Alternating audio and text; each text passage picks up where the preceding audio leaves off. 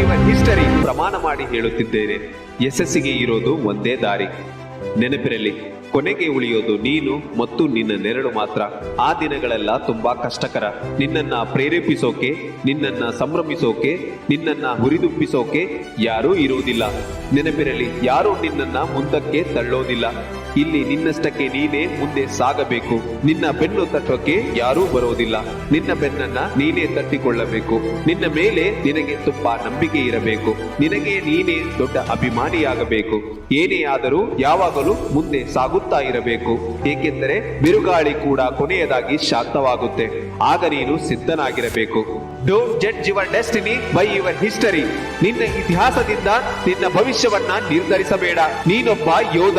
ನಿನ್ನ ಹೋರಾಟ ಸಾಮಾನ್ಯವಾಗಿರಬಾರದು. ಅದು ಗಟ್ಟಿಯಾದ ನಿರ್ಧಾರದಿಂದ ಕೂಡಿರಬೇಕು. ನಿನ್ನ ಹೋರಾಟದ ಹಿಂದೆ ಗಾಢವಾದ ನಂಬಿಕೆ ಮತ್ತು ಛಲ ಇರಬೇಕು. ನಿನ್ನ ಕಷ್ಟಗಳೇ ನಿನ್ನ ಶಕ್ತಿ.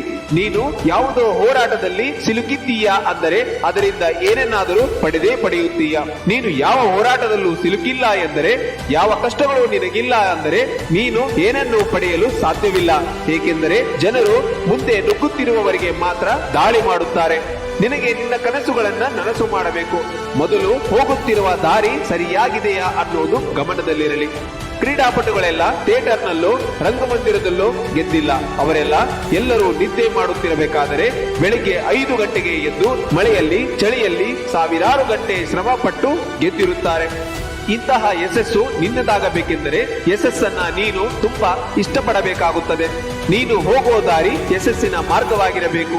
ಯಾವ ದಾರಿಯಲ್ಲಿ ಹೋದರೂ ಯಶಸ್ಸು ನಿನ್ನ ಹಿಂಬಾಲಿಸುವಂತಿರಬೇಕು. ನಿನಗೆ ಗೊತ್ತಿಲ್ಲದೆ ಆ ದಾರಿ ನಿನ್ನನ್ನ ಸೆಳೆಯುತ್ತಿರಬೇಕು. ಅದರಿಂದ ಏನು ಸಿಗುತ್ತೋ ಗೊತ್ತಿಲ್ಲವಾದರೂ ಆ ದಾರಿ ನಿನ್ನನ್ನ ಯಶಸ್ಸಿನ ಕಡೆ ಕರೆದುಕೊಂಡು ಹೋಗುವಂತಿರಬೇಕು.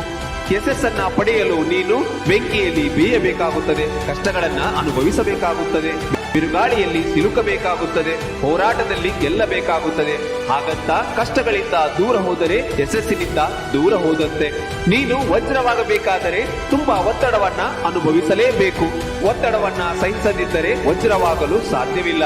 ಎಲ್ಲ ರೀತಿಯ ಕಷ್ಟಗಳನ್ನ ಅನುಭವಿಸಿ ಇನ್ನೇನು ನೀನು ಸಾಧ್ಯವಿಲ್ಲ ಅನ್ನುವಷ್ಟರಲ್ಲಿ ಕೊನೆಗೆ ಬೆಂಕಿಯಲ್ಲಿ ಕೂಡ ಬೇಯಿಸಲಾಗುತ್ತದೆ. ಆ ಒತ್ತಡವನ್ನ ನಿಭಾಯಿಸಿದ ಮೇಲೆ ನೀನು ಕೊನೆಗೆ ವಜ್ರವಾಗಿ ರೂಪಿತಗೊಳ್ಳುತ್ತೀಯ. ಅದಾದ ಮೇಲೆ ಯಾವ ಒತ್ತಡದಲ್ಲಿ ಸಿಲುಕಿ ಹಾಕಿಕೊಳ್ಳುವ ಸಾಧ್ಯತೆಯೇ ಇಲ್ಲ. ಏಕೆಂದರೆ ಅದಾಗಲೇ ನೀನು ತುಂಬಾ ಕಷ್ಟಗಳನ್ನ ಅನುಭವಿಸಿರುತ್ತೀಯ. ಅದಾಗಲೇ ನೀನು ವಜ್ರವಾಗಿ ರೂಪಿತಗೊಂಡಿರುತ್ತೀಯ. ಧೈರ್ಯದಿಂದ ಮುನ್ನುಗ್ಗು. ಧೈರ್ಯದಿಂದ ಮತ್ತೊಂದು ಹೆಜ್ಜೆ ಮುಂದಿಟ್ಟಾಗಲು ಸರಿಯಾದ ದಾರಿ, ಉದ್ದೇಶ, ಕಷ್ಟಗಳು ಅರ್ಥವಾಗುತ್ತವೆ.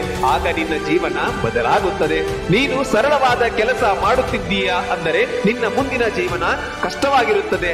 ಅದೇ ನಾನು ಏನು ಬೇಕಾದರೂ ಮಾಡಬಲ್ಲೆ ಎಂದುಕೊಂಡು ಕಷ್ಟಗಳನ್ನ ಎದುರಿಸಿದ್ದೆ ಆದರೆ ಮುಂಬರುವ ಜೀವನವೆಲ್ಲ ಸಂತೋಷವಾಗಿರುತ್ತದೆ, ಸರಳವಾಗಿರುತ್ತದೆ.